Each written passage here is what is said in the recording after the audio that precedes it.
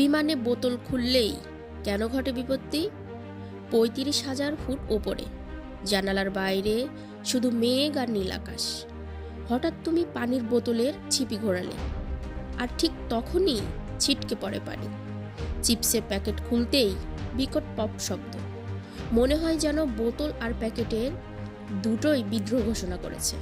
আসলে এই রহস্যের নায়ক হলো বিমানের ভেতরের অদৃশ্য চাপ। প্লেন যত উপরে উঠে, বাইরের বাতাসের চাপও তত কমে যায়। মানুষকে স্বাভাবিক রাখতে কেবিনের ভেতরে আলাদা চাপ তৈরি হয়, কিন্তু বোতল বা চিপসের প্যাকেটের ভিতরের বাতাস সেই চাপে মানিয়ে নিতে পারে না। ফলে ভিতরের বাতাস হয়ে ওঠে বেশি শক্তিশালী।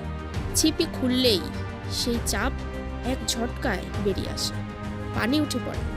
চিপসের প্যাকেটও তাই, ভেতরের বাতাস তাড়াহুড়ো করে বেরিয়ে যেতে চায়, তাই ফুলে উঠে জোরে শব্দ হয়।